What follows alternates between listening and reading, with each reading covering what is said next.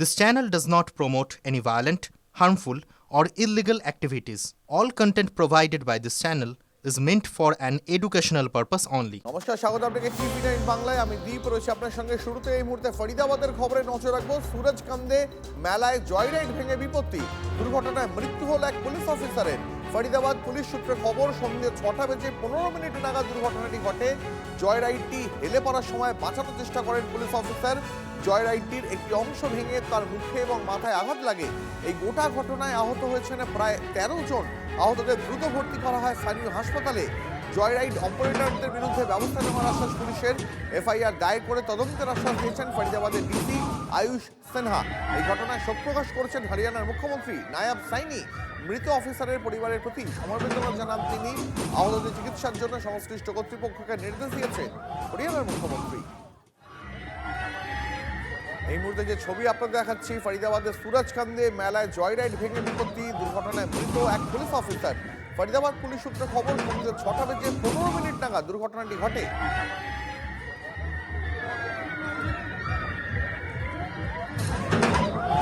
আপনারা যে ছবি দেখতে পাচ্ছেন, জয়রাইডটি হেলে পড়ার সময় বাঁচানোর চেষ্টা করেন ওই পুলিশ অফিসার। জয়রাইডটির একটি অংশ ভেঙে তার মুখে এবং মাথায় আঘাত লাগে। এই গোটা ঘটনায় আহত হয়েছেন প্রায় 13 জন।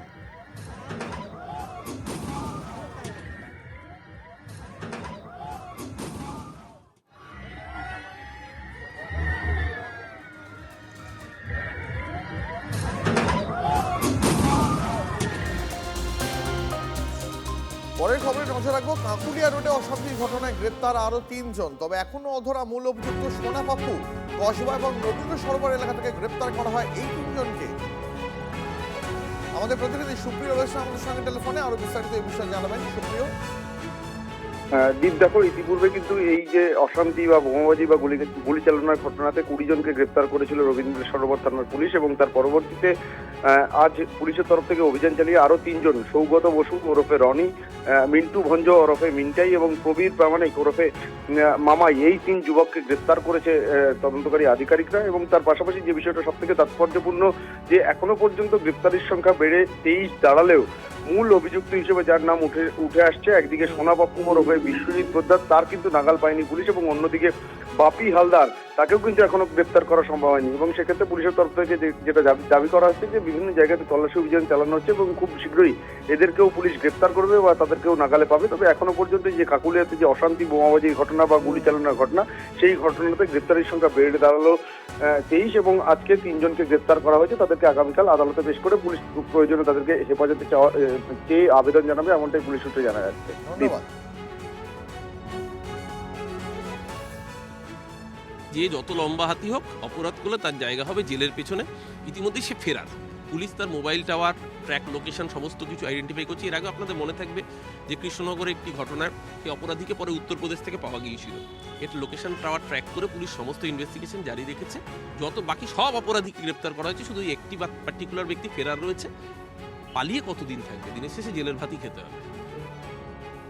ওসব 3, 4, 6, 5, আরে ওই 3, 5, 4, 5, 6 এগুলো হচ্ছে তামা, পিতল, কাঁসা, হ্যাঁ, টিন, অ্যালুমিনিয়াম, এইসব ধরেছে। সোনাটাকে কবে ধরবি রে বাবা? সোনার দাম তো বেড়েই চলেছে, তাকে তো ধরবার কোনো নাম নেই। সে উল্টে আগে লাদেন ভিডিও বার্তা ছাড়তো। হ্যাঁ, লাদেন ভিডিও বার্তা ছাড়তো, কিষানজি ভিডিও বার্তা ছাড়ে, এখন সোনা পাপ্পু ভিডিও বার্তা ছাড়ছে। সে উল্টে আবার শুভেন্দু অধিকারীর গ্রেপ্তারি দাবি করছে। অপেক্ষা করুন, ধরতে হবে না, ধরলে তো এই কেস থেকে খালাস হয়ে থাকবে। 3-4 মাস বাদে তো সরকার পাল্টাবে।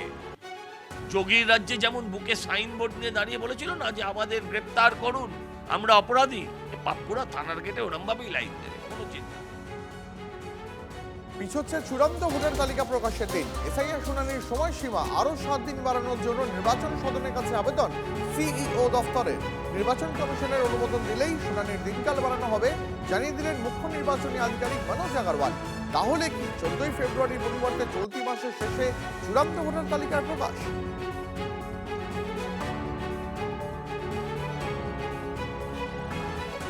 আমি 7-8টা ডিও থেকে পেয়েছি কি সব জায়গায় কাজ কমপ্লিট হয়নি, কিছু জায়গায় হিয়ারিং কমপ্লিট হয়নি, কিছু জায়গা আপলোডিং অফ ডকুমেন্টস কমপ্লিট হয়নি, কোথায় কোথায় ভেরিফিকেশন ডিউ আছে। আর কিছু জায়গা যেটা আছে ডিসিশন, ফাইনাল ডিসিশন ইয়ারও পেন্ডিং আছে। এটা নিয়ে যেটা লাস্ট ডেট ছিল 7 তারিখ, আজকে ছিল, ওটা আমি 7 দিন এক্সটেনশন চেয়েছি, 14 তারিখ পর্যন্ত টাইম চেয়েছি। ন্যাশনাল দাবি আপনি দেখুন না, প্রতিদিন 1.5 লক্ষ করে হিয়ারিং হচ্ছিল, লাস্ট 3 দিনে বাকি ছিল 60 লক্ষের বেশি হিয়ারিং। মানে প্রতিদিন যারা 1.5 লক্ষ হিয়ারিং করতে পারছে না, তারা প্রতিদিন 20 লক্ষ হিয়ারিং কি করে করবে? আমি এখনো বলছি, এই যে 7 দিন বাড়িয়েছে, এই সংখ্যা তো নির্বাচন কমিশন পারবে না এই 7 দিন বাড়িও, কারণ সেটাও ইনঅ্যাডিকুয়েট টাইম। কারণ যে রেটে, যে স্লট গতিতে হিয়ারিং সম্ভব না তো, এতগুলো বুথে, এত হাজার বুথে, 80,631টা বুথে হিয়ারিং হবে, তো মানুষের পক্ষে এই কতজন কর্মী তারা কি করে করবে? সম্ভব না। যে একটা আনপ্ল্যান্ড ওয়েতে এসআইআর করার অর্থই হচ্ছে ভোটার তালিকা থেকে নাম বাদ দাও, কারণ দিল্লির প্রভুরা নির্দেশ দিয়েছে, প্রভুদের অঙ্গুলি হলো না, এই চাকররা এই কাজ করেছে। এই অসভ্যতামি বাংলার মানুষ মেনে নেবে না। কয়েকটা জেলার কয়েকটা পকেট ছাড়া বাকি সব জায়গায় হয়ে গেছে। যে জেলার যে পকেটগুলো হয়নি সেগুলো যাতে কমপ্লিট করতে না পারে তার জন্যই এই ব্যবস্থা করা। যেখানে 90 ভাগ কাজ হয়ে গিয়েছে, 10 ভাগ হয়নি, 10 ভাগের জন্য 90 ভাগকে আটকে রাখাটা সেটা আমার মনে হয় না স্বাস্থ্যের লোক। ডোমিসাইল সার্টিফিকেটে নিয়ে নিজেদের অবস্থান স্পষ্ট করলো নির্বাচন কমিশন। কমিশন নির্দিষ্ট করলো কার সই থাকতে হবে ডোমিসাইল সার্টিফিকেটে। ডিএম, এডিএম, এসডিও সই বা অনুমোদন থাকতে হবে ডোমিসাইল সার্টিফিকেটে। কলকাতার ক্ষেত্রে কালেক্টরদের সই থাকতে হবে। ডোমিসাইল সার্টিফিকেটে নিয়ে নির্দেশিকা নির্বাচন কমিশনের। ডোমিসাইল নিয়ে ক্যাম্প করার কথা বলেছিলেন মুখ্যমন্ত্রী, সেই ক্যাম্প থেকে ডোমিসাইল সার্টিফিকেট সংগ্রহের কথা বলেন মুখ্যমন্ত্রী। এসআইআর আবহে গত 1.5 মাসে শুধু কলকাতা পুরসভাতেই প্রায় 14,500-এরও বেশি ডোমিসাইল সার্টিফিকেটের জন্য আবেদন জমা পড়েছে। অতীতের পরিসংখ্যানে দেখা গেছে ডোমিসাইল সার্টিফিকেট পেতে মাসে 140টিও আবেদনপত্র জমা পড়ে না। সেখানে বিগত 1.5 মাসে এই বিপুল সংখ্যক আবেদনপত্র জমা পড়ার ঘটনায় স্বাভাবিকভাবেই বিষয়টি নিয়ে চর্চা শুরু হয়েছে। আমি বলছি ডোমিসাইল সার্টিফিকেট এক ইস্যু হবে, কিভাবে না পাবে সেভাবে একটা। সবচেয়ে মারাত্মক কথা হচ্ছে কলকাতা পুরসভায় ডোমিসাইল সার্টিফিকেটটা দেওয়ার পর সেই সার্টিফিকেটের নিচে লিখে দিচ্ছে এটা শুধু এসআইআর এর জন্য। মানুষের যদি সুবিধে করার জন্য এই সার্টিফিকেটটা যখন ভেরিফাইড, তখন শুধু এসআইআর কেন? মানুষ অন্য কাজে ব্যবহার করতে পারত। হ্যাঁ, এই যে একটা নির্বোধের কাজ, মানে মাদরের হাতে তরোয়াল পড়লে যা হয়, এখানেও তাই হয়েছে। আনপ্ল্যান্ড এসআইআর, অপরিকল্পিতভাবে যে সময় দরকার ছিল সেই সময় না দিয়ে এই রকম তড়িঘড়ি করার অর্থ একটা বৃহত্তর জনগোষ্ঠীকে বাইরে রাখা। ইতিমধ্যেই আমরা যখন কর্পোরেশনের অফিসে বসি, হাজার হাজার মানুষ আসছেন রেসিডেন্সিয়াল সার্টিফিকেট নিতে। তার ভিত্তিতে, আধার কার্ডের ভিত্তিতে পুলিশ রিপোর্ট দেবে, পুলিশ রিপোর্টের ভিত্তিতে যখন কালেক্টরেট ফাইনালি ইস্যু করবেন সার্টিফিকেট, অর্ধেকের বেশি মানুষ সেই প্রসেসে সার্টিফিকেটই পাবেন না।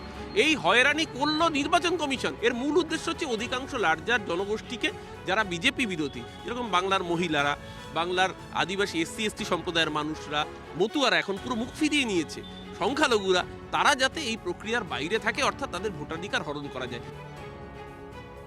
ফারাক্কা চাকুলিয়া সন্দেশখালীর পর এবার বাদুড়িয়া। এসআইআর শুনানির মধ্যেই ফের বিডিও অফিসে তাণ্ডব। উত্তর 24 পরগনার বাদুড়িয়ায় বিডিও অফিসে ঢুকে এইআরওর গায়ে হাত, আঙুল উঁচিয়ে শাসানি। দেখুন ভিডিওটা। সুপ্রিম কোর্ট নির্বাচন কমিশনের কড়া নির্দেশের পরেও কিভাবে বিডিও অফিসে এইভাবে চড়াও? শুনানি শেষ লগ্নেও কোথায় নিরাপত্তা? কি করছিল পুলিশ? ফের প্রশ্নগুলো উঠছে। তৃণমূল কংগ্রেসের মদতদাতা দুষ্কৃতীদের হামলা, জেনে বুঝে আইন শৃঙ্খলা লাটে তুলে দিয়েছে রাজ্য প্রশাসন। আক্রমণে শুভেন্দু অধিকারী।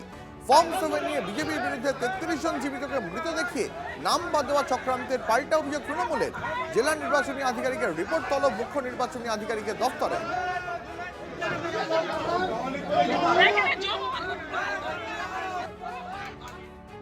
ব্যাপারটা একটা সমস্যা হয়েছিল অফিসে, কিছু লোকজন এসে ইলেকশন সেকশনে কথা বলতে বলতে উত্তেজিত হয়ে গিয়েছিল। সেই ব্যাপারটা নিয়েই একটা কি হয়েছিল না হয়েছিল ওটা নিয়েই চিঠি চেয়েছি। যেটা ঘটেছিল সেটাই জানাবো। আমরা যেখানে যেখানে জানানোর জানিয়েছি, যা ব্যবস্থা নেওয়া নিশ্চয়ই হচ্ছে। বাদুড়িয়ায় বিডিও অফিসে তাণ্ডব, এইআরওকে শাসানি, হেনস্থা, তৃণমূল আশ্রিত দুষ্কৃতীদের হামলা। ভিডিও পোস্ট করে দাবি শুভেন্দু অধিকারী। ভোটার তালিকায় কারচুপি করতেই জেনে বুঝে আইন শৃঙ্খলা লাটে তুলে দিয়েছে রাজ্য প্রশাসন। বাংলা এখন গুন্ডাদের হাতে। ফারাক্কা চাকুলিয়ার ঘটনার কথা উল্লেখ করে তীব্র আক্রমণ বিরোধী দলনেতা।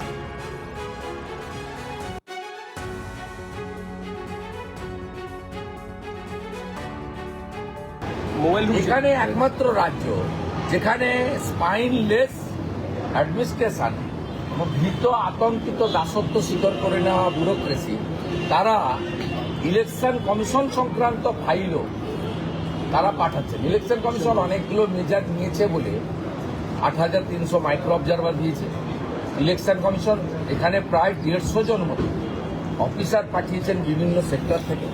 চেষ্টা করছেন তারা কার্যকর করার ক্ষেত্রে সমস্যা আছে এবং নিরাপত্তার জন্য তারা ভারত সরকারের কাছে জায়গা চেয়েছিলেন।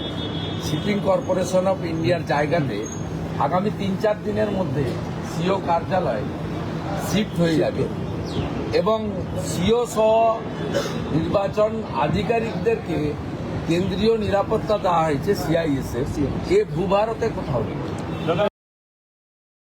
বিজেপি চাকর নির্বাচন কমিশন, এই নির্বাচন কমিশনকে প্রথমে আমরা নির্যাতন কমিশন বলেছিলাম, এখন তো দেখছি কৃতদাস কমিশনে পরিণত হয়েছে।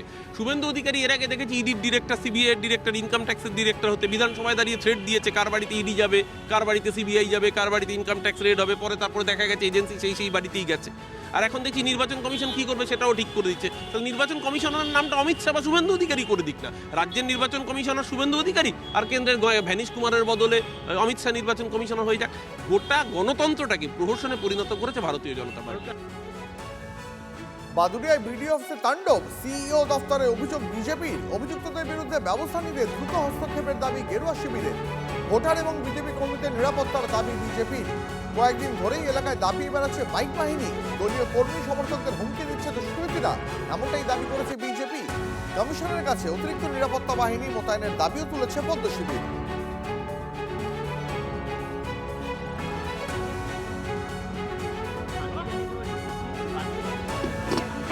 রিপোর্ট চেয়েছি আমি, হ্যাঁ চেয়েছি। বিজেপির ঘাঁটি ভাঙতে আরামবাগে কি তৃণমূলের ভান্ডার ভরাবে? লক্ষ্মীর ভান্ডার ভাতা বাড়ানোর পর পাড়ায় পাড়ায় মহিলা ফুটবল চালু করেছে তৃণমূল। খেলা জমাট রাজনীতিতেও ভাতা নয় চাকরির কি হলো, এই প্রশ্ন তুলে ফর্ম ফিল আপ করাচ্ছে বিজেপি। ভোটের বাংলায় ময়দানে পুরোদমে শাসক বিরোধী। লক্ষ্মীর ভান্ডারে 500 টাকা বাড়তেই হুগলির আরামবাগে ধারাবাহিক কর্মসূচি তৃণমূলের। কখনো মহিলাদের ফুটবল, কখনো মহিলাদের নিয়ে মিছিল। মহিলা ভোট ব্যাংককে মাথায় রেখে শাসক দলের খেলা শুরু রাজনীতির মাঠে। মহিলাদের যদি আমরা সমস্ত দিক দিয়ে যদি আগিয়ে নিয়ে আসতে পারি তাহলে সমাজের প্রভূত উন্নতি হবে। ভারতবর্ষের সমস্ত রাজ্যের চেয়ে বাংলাতেই হচ্ছে মহিলারা সবচেয়ে সুরক্ষিত। গত বিধানসভা ভোটে আরামবাগ মহকুমার 4টি আসনেই জেতে বিজেপি। লোকসভা ভোটে 3টি আসন থেকে লিড নেন পদ্ম শিবিরের প্রার্থী। এমন একটা পাকাপোক্ত জায়গায় জমি ধরে রাখতে বিজেপি ভাতা নয় চাকরির দাবি তুলেছে। রীতিমতো ক্যাম্প খুলে ফর্ম ফিল আপ করাচ্ছেন খানাকুলের বিজেপি বিধায়ক। পরশুরার বিজেপি বিধায়ক নির্বাচনী কার্যালয় আগে ভাগেই খুলে ফেলেছেন। সুশান্ত ঘোষ মাঠে নেমেছেন, তিনি কি করছেন? তিনি ক্যাম্প খুলে বসে আছেন, চাকরি পাওয়ার জন্য ফর্ম ফিল আপ করে জমা দিতে বলছেন সুশান্ত ঘোষ। কোনো চাকরির ব্যবস্থা নেই, এখানে চাকরি চুরি হয়। তাই যুব সমাজকে আমরা আহ্বান করছি, আসুন সকলে মিলে একটাই আওয়াজ তুলুন, পশ্চিমবাংলায় ভাতা নয় চাকরি চাই। দুই ফুলের টক্কর চললেও রাজনৈতিক সক্রিয়তায় কার্যত চোখেই দেখা যাচ্ছে না বামেদের। তারা অবশ্য দুই ফুলকে একই বন্ধনীতে রেখে নিশানা করেছে। দুটি হাতে কাজ চাই, সব পেটে ভাত চাই, শিল্প হোক, কৃষকের ফসলের দাম পাক, আকাশ ছোঁয়া জিনিসের দাম কমাতে হবে, এইগুলো নিয়ে আমাদের লাগাতার লড়াই আন্দোলন চলছে। মহিলাদের নিয়ে তৃণমূল খেলা হবে টুর্নামেন্ট শুরু করলেও লোক তেমন জমেনি। ভোটের মাঠেও কি ফল সেদিকে যাবে? আরামবাগ থেকে তন্ময় বৈরাগীর রিপোর্ট, TV9 বাংলা। নন্দীগ্রামের পরিবর্তন শব্দটি রাজনৈতিকভাবে অত্যন্ত গুরুত্বপূর্ণ, আর সেখানে এক কাকা আর ভাইপোর বাকযুদ্ধে একটা লঘু বিনোদনের জায়গা তৈরি হয়েছে। সারাক্ষণ রাজনৈতিক হিংসা হানাহানির জায়গায় এ যেন কমেডি সার্কাস। 14-15 সালের কথা মনে আছে, আমার কাছে এসে গেছিল 7,000 গুলি দাও, তৃণমূলকে ভেঙিয়ে দেবো, উড়িয়ে দেবো। আপনারা কি বিজেপির হারমাদ বাবা? কত বম বন্দুক রেখেছো আপনার কাছে? নন্দীগ্রামে কাকা ভাইপোর দ্বৈরথ, ভাইপোর তীর, গুলি কাকা। পাল্টা জবাব আসছে ভাইপো বোমা ডিলার। একদিকে নন্দীগ্রাম 2 ব্লক তৃণমূলের নেতা শেখ কাজেহার, অন্যদিকে বিজেপির তমলুক সাংগঠনিক জেলার সহসভাপতি প্রলয় পাল। দুজনেরই প্রায় একসঙ্গে রাজনীতি শুরু, একই ব্লকের বাসিন্দা। নন্দীগ্রামে জমি আন্দোলনের সময় কাঁধে কাঁধ মিলিয়ে লড়াই করেছেন। শিবির বদলাতেই এখন ঘোর শত্রু। ঘটনার সূত্রপাত প্রলয়ের এক সোশ্যাল মিডিয়া পোস্ট ঘিরে। কাজেহারকে বিঁধতে গিয়ে তিনি পুরনো কাসুন্দি ঘেটে বিজেপি নেতা দাবি করেন 10 বছর আগে তাকে খুন করতে চেয়েছিলেন কাজেহার। তৃণমূলে থেকেই তৃণমূলেরই ক্ষতি করতে চেয়েছিলেন। তার কাছে বোধহয় পয়সা নেই, 7,000 গুলি দিলে তো 6,098টা গুলি বিক্রি করে খায়া লিবে, 2টা গুলি রাখবে আমাকে গুলি করে মারার জন্য। ও কাকা, পঞ্চায়েত ভোটের সময় মনে আছে বিধায়ক এসে কত টাকা লিখল? হ্যাঁ, কাজটা তুমি করেছো, কথা তুমি রাখছো, তৃণমূলের হাতে ভাঙা হারকিন ধরিয়ে দিচ্ছ। প্রলয়ের বাউন্সারে পাল্টা হেলিকপ্টার শট মেরেছেন কাকা কাজেহারও। কাকা বলো, আমি পুতরা বলে সম্মান দেই, যে এই ধরনের ভিডিও করে পাঠানোটা ঠিক নয় বাবা। বাজার টোটাল গরম করো না। আপনার ঠিকানা হবে কোথায়? সেই শান্তি কুঞ্জে, বুঝেছো বাবা? একটু সাবধান থেকো। কাকা ভাইপোর কথার লড়াই নন্দীগ্রামবাসীর আলোচনার বিষয় হয়ে দাঁড়িয়েছে। কাকা ভাইপোর প্রসঙ্গ ওইসব যাচ্ছি না, আমরা চাইছি সার্বিকভাবে নন্দীগ্রামের উন্নয়ন চাই। যারা উন্নয়ন করবে সেইটা আমাদের লক্ষ্য। কি গাঁজাখোর মদখোর কাকা ভাইপো বলবে, তাতে আমাদের কিছু যায় আসে না। কিছুদিন আগে নন্দীগ্রামের রানীচক সমবায় সমিতির ভোটে হুমকি দেখানোর অভিযোগ ওঠে তৃণমূল নেতা কাজেহারের বিরুদ্ধে। সেই নিয়েই দুই ফুলের বাকযুদ্ধ শুরু হয়। ভোটের আগে তা আরও তীব্র হলো। পূর্ব মেদিনীপুর থেকে কনিষ্ক মাইতির রিপোর্ট, TV9 বাংলা। যারা স্কুল পড়ুয়াদের মুখে খাবার তুলে দেন তাদের হাল বেহাল। কোটিমুখী রাজ্য বাজেটে মিড ডে মিল কর্মীদের মুখে খাবার তুলে দিতে পারল কি? স্কুলে এসে রোজ হাঁড়ি চড়াচ্ছেন, কিন্তু তাদের বাড়িতে হাঁড়ি চড়ছে কি? স্কুলে স্কুলে রান্না বান্না, খাবার পরিবেশন, সাফ সাফাই এই কাজগুলো করেন স্কুলের মিড ডে মিল কর্মীরা। বেতন মাত্র 2,000 টাকা। এই টাকায় সংসার চলে? আমাদের মনে করে হাজিরা করলে তো মনে করে 300 টাকা হাজিরা পাই, তাতে এখানে আসে মনে করে আমাদের দিন কত পরে আর 2,000 টাকা দিয়ে কিছু হবে? এটা দিয়ে কিছু হবে না, চলে না। আর কি করা যায়? হ্যাঁ, বাড়ালে তো কিনতে হয়, চলে না, আবার কি করতে হয়। ফেব্রুয়ারি মাস থেকে রাজ্যের মহিলারা লক্ষ্মীর ভান্ডার পাচ্ছেন 1,500 টাকা। সহজ সত্যিটা তাহলে কি দাঁড়ালো? ঘরে বসে লক্ষ্মীর ভান্ডার মাসে 1,500 টাকা, আর প্রতিদিন 3 থেকে 4 ঘন্টা কাজ করে বেতন মাসে 2,000 টাকা। এই সরকার যারা কাজ করে, যারা সৎভাবে চলতে চায়, যারা সমাজকে কিছু দিতে চায়, তাদের জন্য এই সরকার কখনোই ভাবে না। এই সরকারটা একমাত্র তৈরি হয়েছে অলস শ্রম দিবস তৈরি করা এই সরকারের প্রধান কাজ। পারিশ্রমিক বৃদ্ধি করলেন না, তাদের জন্য কোনো অর্থ বরাদ্দ করলেন না। আশাকর্মী যারা সারাক্ষণ পরিশ্রম করেন তাদেরও ন্যায্য সম্মান জানালেন না। তাহলে দিদি এই বাজেটে করলেন কি? রাজ্যে মিড ডে মিল কর্মী প্রায় 2,33,000। জলপাইগুড়ি জেলায় এই সংখ্যা 8 থেকে 9,000। জেলায় জেলায় তৃণমূলের কর্মীরা যখন লক্ষ্মীর ভান্ডার নিয়ে মিষ্টি মুখে ব্যস্ত, তখন জলপাইগুড়ির মিড ডে মিল কর্মীরা নামলেন রাস্তায় বেতন বৃদ্ধির দাবিতে। যদিও জেলা তৃণমূল মনে করছে এটা রাজনৈতিক চক্রান্ত। যারা খেই খুঁজে পাচ্ছে না, যারা দিশা হারিয়েছে, উস্কে দিয়ে এখন নির্বাচনের সামনে কিছু মানুষকে উস্কে দিচ্ছে, কিছু মহিলাদের উস্কে দিচ্ছে। এটা মানে নির্বাচনের আগে তাদের এইসব প্রলাপ চলবে। দাবি মানেই রাজনৈতিক চক্রান্ত। মাসে 2,000 টাকায় যাদের সংসার চালানোর হিসেব করতে হয়, তাদের হাঁড়ি থেকে কিন্তু চক্রান্তের গন্ধ পাওয়া যায় না। Nileshwar সান্যালের report, TV9 Bangla.